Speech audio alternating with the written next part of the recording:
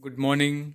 Welcome again in class 8th physics and the chapter chemical effect of electric current. Okay? So, in this chapter we already discussed some chemical effect, voltmeter, construction of voltmeter, types of electrodes, electrolysis process. Okay? And our next topic is uses of electrolysis. So, uses of electrolysis is extraction of metals from their ore. Okay. First uses क्या है? Extraction of metals from their ores. Okay. इसमें देखिए electrolysis is used in the extraction of metals from their ores. Electrolysis ores का मतलब क्या होता है? Ores एक केमिकल सब्सटेंस है जिसमें से हम मेटल्स को एक्सट्रैक्ट करते हैं, बाहर निकालते हैं. ठीक है. ओके. सो इलेक्ट्रोलाइसिस एक प्रोसेस है या हम इसका यूज़ किस में करते हैं? मेटल को एक्सट्रैक्ट करने में यूज़ करते हैं. For example when electric current is passed through molten sodium chloride, sodium is deposited at the cathode and chlorine gas is evolved at the anode. जब हम सोडियम क्लोराइड का इलेक्ट्रोलाइसिस करते हैं, उसके अंदर करंट फ्लो करते हैं सोडियम क्लोराइड के सॉल्यूशन में, तो सोडियम जो है वो पॉजिटिवली चार्ज होता है. ओके. तो वो कैथोड की तरफ अट्रैक्ट होता है. कैथोड जो है वो नेगेटिव है, तो वो किसको अट्रैक्ट करता है? सोडियम को अट्रैक्ट करेगा. और क्लोरीन गैस जो होती है वो एनोड पर क्या होती है? इवॉल्व होती है. Aluminium and potassium are also extracted from their ores by electrolysis. Okay. Aluminium और पोटेशियम जो है वो भी इलेक्ट्रोलाइसिस से ही अपने ओर से क्या की जाती है? फाइंड की जाती है. Okay. Second application manufacture of chemicals. Chemical का मैन्युफैक्चर किस तरीके से किया जाता है? देखिए electrolysis is use for the manufacture of chemicals that are used in industries in large quantities. Electrolysis जो है उसका यूज़ किया जाता है किसमें? Manufacture of chemicals. ठीक है. इंडस्ट्री में लार्ज क्वांटिटी में केमिकल्स को बनाया जाता है इलेक्ट्रोलाइसिस प्रोसेस के through. Manufacture of oxygen, chlorine and hydrogen gas is done by electrolysis. Oxygen, chlorine and hydrogen gas is done by electrolysis. ठीक है. इन गैसों का मैन्युफैक्चर होता है इलेक्ट्रोलाइसिस से. Refining of metals. ठीक है. किस तरीके से हम मेटल्स की रिफाइनिंग करते हैं? Electrolytic refining means refining by electrolysis. ठीक है. Electrolytic refining means refining by electrolysis. Electrolytic refining is the most important and widely used method for refining of metals. Okay. Many metals like copper, zinc, tin, silver, gold and nickel are refined by this method. Okay. जो बहुत सारी metals है, जैसे मान लीजिए copper है, zinc है, tin है, सिल्वर, गोल्ड, निकेल, ये इसी मेथड से रिफाइंड की जाती है. ओके. रिफाइंड का मतलब उनको प्योर किया जाता है, प्योरीफाई किया जाता है, क्योंकि जब इनका मैन्युफैक्चर होता है तो इसके अंदर बहुत सारी इम्प्योरिटीज़ वगैरह होती है. ठीक है. तो इलेक्ट्रोलाइसिस प्रोसेस से उनको क्या करते हैं? प्योर किया जाता है. Electroplating. The method of coating the metal surface with a thin layer of superior metal with the help of electric current is called electroplating. ठीक है. इलेक्ट्रोप्लेटिंग क्या है? एक मेटल सरफेस पर एक कोटिंग चढ़ाई जाती है. ठीक है. With a thin layer of superior metal, मतलब एक बहुत अच्छी जो सुपीरियर मेटल्स होती है उसकी दूसरी मेटल सरफेस पर एक लेयर हम चढ़ाते हैं, जिसको हम क्या बोलते हैं? इलेक्ट्रोप्लेटिंग बोलते हैं. ठीक है. किसकी हेल्प से? करंट की हेल्प से. ठीक है. उसके बाद देखिए एक एक्टिविटी है to perform electroplating of an object with copper. ठीक है. कॉपर से एक ऑब्जेक्ट पर इलेक्ट्रोप्लेटिंग की जाती है. किस तरीके से हम उसकी स्टडी करेंगे? देखिए थिंग्स क्या क्या चाहिए हमें? ग्लास बीकर चाहिए, कॉपर स्ट्रिप चाहिए, एन आयरन स्ट्रिप चाहिए, बैटरी चाहिए, कॉपर सल्फेट सॉल्यूशन चाहिए, कनेक्टिंग कॉपर वायर चाहिए, स्विच चाहिए और सैंड पेपर चाहिए, डाइल्यूट सल्फ्यूरिक एसिड चाहिए। ठीक है, मेथड क्या क्या है? Fill 3/4 of the beaker with help with copper sulphate solution. 3/4 beaker को भर दें किससे? कॉपर सॉल्यूशन से, सल्फेट सॉल्यूशन से। उसके बाद इसमें add a few drop of dilute sulphuric acid in solution, कुछ ड्रॉप उसमें डाइल्यूट सल्फ्यूरिक एसिड की मिक्स करें। कनेक्ट द, उसके बाद क्या बोला है? Connect the copper strip to the positive terminal of battery. ठीक है, ये यहाँ पे डायग्राम में आप देखें, ये कॉपर स्ट्रिप है, ये आयरन स्ट्रिप है।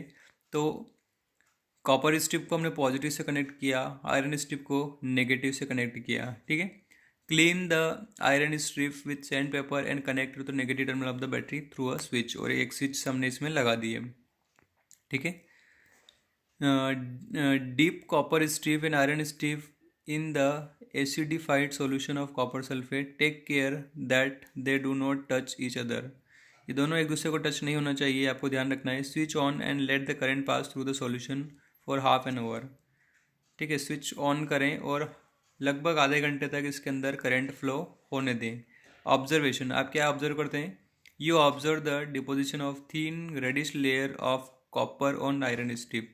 हम ये देखेंगे कि ये जो आयरन स्ट्रिप है इस पर एक थीन लेयर किसकी? कॉपर की जम जाती है। ठीक है, okay. When copper sulphate is dissolve in water, तो उसको एक्सप्लेनेशन यहाँ दिया हुआ है। जब कॉपर सल्फेट वाटर में डिजोल्व होता है, it forms positively charge copper ions and negatively charge sulphate ions.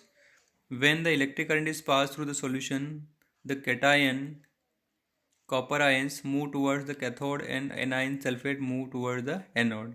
तो जो कॉपर सल्फेट है वो कॉपर के प्लस और SO4 जो सल्फेट है, सल्फेट आयंस मतलब ये नेगेटिवली चार्ज होंगे। तो जो पॉजिटिव है मतलब कॉपर पॉजिटिव है तो वो कैथोड की तरफ जाएगी, और जो सल्फेट नेगेटिव है तो वो एनोड की तरफ मूव करेंगे।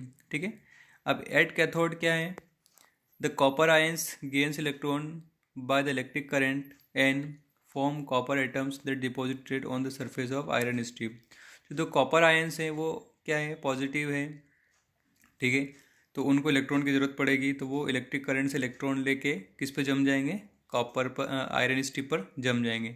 और जो एनोड है, ठीक है, the sulphate ions do not get oxidise, instead the copper atom in the copper plate loses electron to form copper ions that goes into the copper sulfate solution. Thus we see that the anode loses copper atoms to form copper ions and cathode gains an equal number of copper ions to form copper atoms. Therefore the anode is slowly dissolved into solution while a layer of copper gets deposited on the cathode. The sulfate ions do not take part in chemical reaction, thus the copper gets transferred from anode to cathode and form reddish layer over the iron strip। अब इसमें जो anode पर क्या क्या होता है?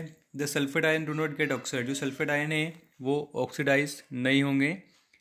Instead copper atoms in the copper plate, copper atoms जो है कॉपर प्लेट पर लॉसेज इलेक्ट्रॉन को लॉस करेंगे to form copper ions that goes into the copper sulphate solution. ठीक है, तो वो कॉपर सल्फेट सॉल्यूशन से कॉपर आयंस जो है वो बनाएंगे। ठीक है, इलेक्ट्रॉन को लॉस करके।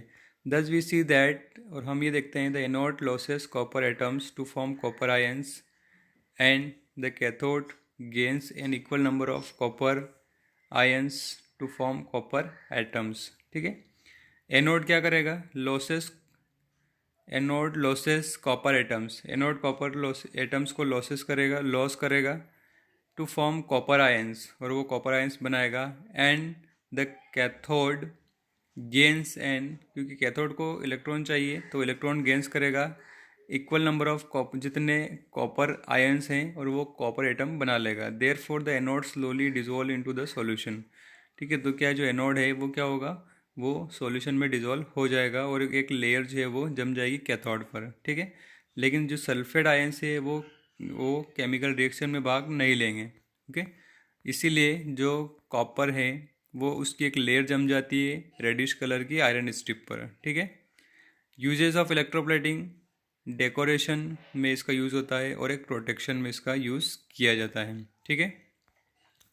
किस तरीके से, देखो, metals used for making the jewellery like gold and silver are very expensive. The artificial jewellery made from less expensive metal is electroplating with more expensive metal like gold and to make them look, ठीक है। तो वो जो gold and silver है बहुत ज़्यादा costly होती है, एक्सपेंसिव होती है, ठीक है। तो जो आर्टिफिशियल ज्वेलरी बनाई जाती है उनके ऊपर गोल्ड या सिल्वर की पॉलिश की जाती है और उनको अच्छा डेकोरेटेड बनाया जाता है, ठीक है। उसी तरीके से protection, iron object are electroplated with chromium, nickel और zinc to protect them from rusting, ठीक है। जो आयरन होती है उसमें बहुत जल्दी जंग लग जाता है, रस्टिंग हो जाती है, इसीलिए उसके ऊपर क्रोमियम, निकेल या जिंक की लेयर चढ़ाई जाती है। This is because chromium, nickel and zinc do not corrode easily. तो जो क्रोमियम, निकेल और जिंक जो मेटल्स होती है वो इजीली कोरोड नहीं होती है। Chromium plating is done in many objects such as car parts, water taps, kitchen utensil, gas burner, bicycle handle bars and wheel rims, ठीक है। इन बहुत सारी इन चीज़ों पर क्रोमियम की लेयर जो है वो चढ़ाई जाती है, ठीक है। टीन जो है, टीन कहाँ का यूज़ होता है, storing food are made by electroplating tin on to iron. Iron पर टीन की लेयर चढ़ाई जाती है ताकि वो फूड को स्टोर करने के लिए काम हो। This is because tin is less reactive than iron, इसलिए कि आयरन जो टीन जो है वो आयरन से कम रिएक्टिव है। Hence food do not come in contact with iron and is protected from getting spoiled. इसीलिए जो फूड है वो आयरन के कांटेक्ट में नहीं आ पाता है और स्पॉइल, ख़राब होने से बच जाता है, ठीक है। तो ये चीज़ें हैं, हमने जो थ्योरी वाला जो पार्ट है वो पढ़ लिया है। अब इसके हम क्वेश्चन आंसर जो है वो अगले वीडियो में देखेंगे, ओके।